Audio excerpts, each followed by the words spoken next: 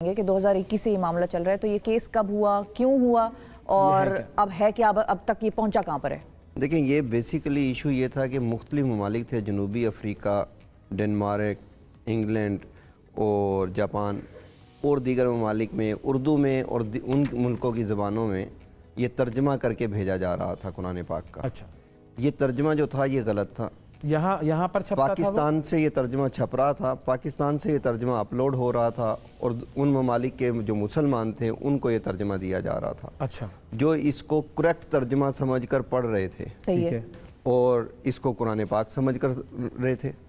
اب مثال کے طور پہ آپ نے سکرین پہ یہ امیج جو لگایا، سورہ بقرہ کا پہلا چند آیات ہیں، وہاں پہ ایک فقرہ ہے، آیت کا حصہ ہے، وَبِالْآخِرَةِ ہم یوقنون، بالکل، ہم آخرت پر یقین رکھتے ہیں۔ ہاں، اب وہاں ترجمہ یہ ہوا ہے کہ آئندہ آنے والی موعود باتوں پر یقین رکھتے ہیں۔ یہ موعود باتیں کون سی ہیں؟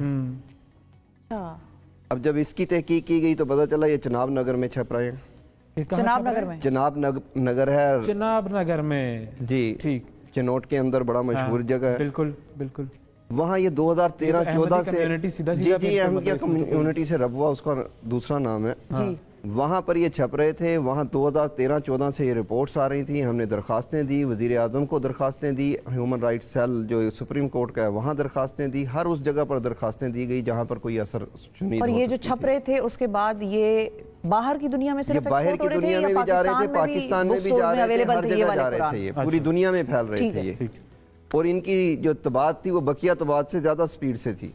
اچھا، آخر میں سپریم کورٹ اور دیگر وزیر اعظم ہاؤس سے یہ آرڈر گئے، اس پہ ایک کمیٹی بنی، اوقاف کے منسٹر نے اس کو ہولڈ کیا، اس میں یہ چیزیں سامنے لائے، ہم نے وہ سارے نسخے ان کو دیے، لسٹیں دیں کہ یہ ویب سائٹس ہیں، یہ قرآن پاک کے نسخے ہیں، یہ کتب خانے ہیں جہاں سے یہ نکل رہی ہیں۔ ٹھیک ہے، وہاں پر انہوں نے ہماری بات کو تسلیم کیا اور انہوں نے اس پہ ایک کمیٹی بنا دی کہ یہ جا کے ان طباعت خانوں پہ جا کے خود وزٹ کریں گے۔ ٹھیک ہے، انہوں نے یہ چناب نگر کی انتظامیہ سے اجازت لی تو انہوں نے اجازت نہیں دی، یعنی قرآن بورڈ کو ایک علاقے کی انتظامیہ نے اجازت نہیں دی کہ آپ آ کر وزٹ کر سکتے ہیں، اور یہ حکومت کا ادارہ ہے، یہ حکومت کا ادارہ ہے، قرآن بورڈ صوبائی ادارہ ہے۔ ٹھیک ہے، صحیح ہے۔ اس کے بعد پھر ہمیں یہ ہوا کہ جب انکار ہو گیا تو ہم نے 2018 تک اس کو درخواستوں میں چلتے رہے، آخر میں ہم نے پٹیشنیں ڈالنی شروع کر دی عدالت میں۔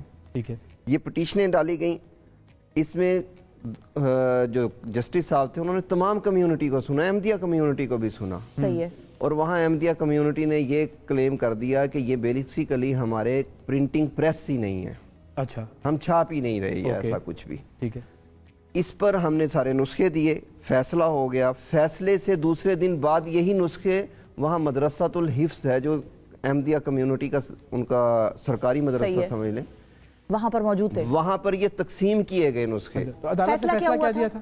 عدالت نے تو فیصلہ دیا یہ جہاں جہاں ہیں ختم کر دیں ان کو، روکیں، پرنٹنگ کو روکیں، نسخوں کو روکیں، ویب سائٹوں کو روکیں۔ ٹھیک ہے، چلیں اگر کوئی یہ نہیں مان رہا کہ یہ اس سے میرا تعلق ہے لیکن روکیں تو صحیح۔ ٹھیک ہے، صحیح۔ جب یہ معاملات ہوئے تو وہاں پہ نسخے تقسیم ہوئے، ہم نے پھر وہاں کی انتظامیہ کو بتایا گیا کہ یہ نسخے کل تقسیم ہوں گے یہاں پہ، انتظامیہ نے کہا کہ جی یہ نہیں ہوں گے، لیکن اس کے باوجود یہ نسخے تقسیم ہوئے۔ ہم نے درخواستیں دی کہ جی اب ایف آئی آر کاٹیں، اب تو جرم ہو گیا، اس کے باوجود کوئی ایف آئی آر درج نہیں ہوتی۔ اچھا، پھر ایک جے آئی ٹی بنتی ہے، اچھا، اس جے آئی ٹی میں ڈی پی او چنوٹ صاحب اس کو ہیڈ کرتے ہیں اور ہر ادارے کا جو ممبر ہے اس کا حصہ پارٹ ہوتا ہے، اس کے باوجود وہ رپورٹ یہ آتی ہے کہ ہم جھوٹے ہیں وہ سچے ہیں، آپ لوگ درخواست گزار، جی ہم درخواست گزار جھوٹے ہیں۔ یہ رپورٹ کس نے دی؟ یہ جے آئی ٹی کی رپورٹ، لیکن کائنات کا ایک سلسلہ الگ سے چل رہا ہے۔ اگلے روز ایف آئی اے ایک آدمی کو گرفتار کر لیتی ہے اسی کمیونٹی کے اسی ایلیگیشن میں، اوکے، اس کا جب موبائل سے فرانزک ہوتی ہے ایف آئی اے کی، اب ایف آئی اے میرا ادارہ نہیں ہے، حکومت کا ہے، ایف آئی اے کی جب فرانزک ہوئی تو پوری لسٹ نکل آئی کہ کون کون چھاپ رہا ہے، کہاں کہاں چھپ رہا ہے، اس کو تیار کون کر رہا ہے، اس کی کاسٹ کون پے کر رہا ہے، یہ جا کہاں پہ رہے ہیں، کن کن ویب سائٹوں سے یہ اپلوڈ ہو رہے ہیں۔ اچھا، اب ہم پھر ایف آئی آر اس میں آگئے درخواست میں، اب جیسے یہ انویسٹیگیشن کمپلیٹ ہونے لگی تو میں اوپنلی ایک نام لیتا ہوں، شاہد جاوید ڈی آئی جی صاحب تھے اس ٹائم پہ، انہوں نے اپنا اثر و رسوخ کروا کے اس انویسٹیگیشن کو سپریس کر دیا، رکوا دیا۔ اچھا، پھر اس کے بعد یہ लेकर जाते रहे हम, और हमें वहाँ चिनोट से भी शिकायतें आई कि यहाँ पे टीमें चल रही हैं कि वो कहते हैं पुराना तर्जुमा दे दें, पुराना कुरान पाक दे दें, नया ले लें।